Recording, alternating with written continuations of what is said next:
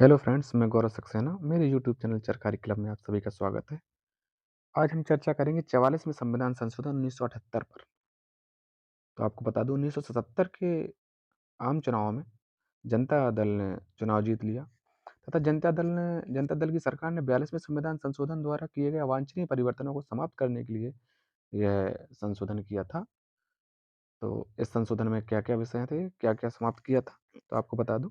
अनुच्छेद 352 में राष्ट्रीय आपात की उद्घोषणा का जो आधार था आंतरिक अशांति, उसके स्थान पर सशस्त्र विद्रोह को रखा गया। अतः अब राष्ट्रपति आपातकाल की उद्घोषणा आंतरिक अशांति के आधार पर नहीं कर सकता, बल्कि सशस्त्र विद्रोह के आधार पर करेगा।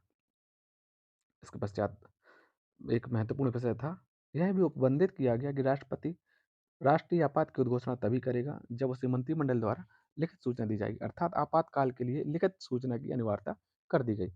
तो आपातकाल की लिखित सूचना की अनिवार्यता 44वें संविधान संशोधन 1978 द्वारा की गई। आखिर इस अनिवार्यता की आवश्यकता हमें क्यों पड़ी?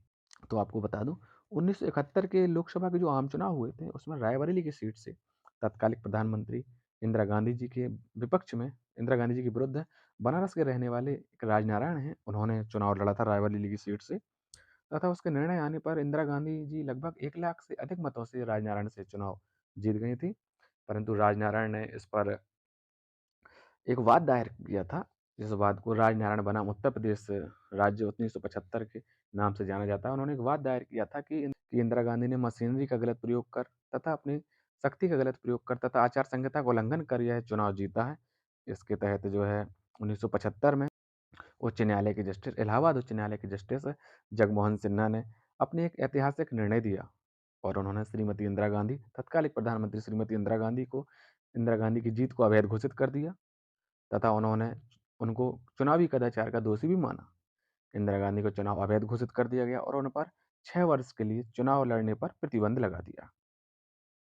इसके पश्चात इंदिरा गांधी जी सुप्रीम कोर्ट गई और सुप्रीम कोर्ट में अपील की कि हाई कोर्ट के निर्णय पर रोक लगा दी, परंतु सुप्रीम कोर्ट ने हाई कोर्ट के निर्णय पर रोक नहीं लगाई, लेकिन आदेश आने तक प्रधानमंत्री पद पर बने रहने की अनुमति दे दी।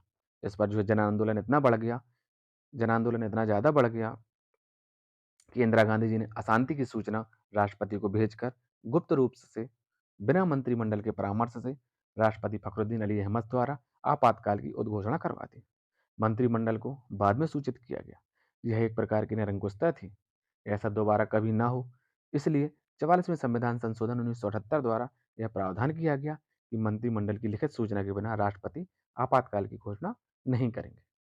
और इस संशोधन में एक संपत्ति का अधिकार जो था, संपत्ति का मूल अधिकार था, जो संविधान के अनुच्छेद 31 में वर्णित था, उसको समाप्त कर दिया गया और उसको जो है एक कानूनी अधिकार बनाकर अनुच्छेद 351 में वर्णित कर दिया गया तथा अनुच्छेद 74 में संशोधन कर राष्ट्रपति को यह अधिकार दिया गया कि वह मंत्रिमंडल की सलाह को एक बार पुनर्विचार के लिए वापस भेज सकता था।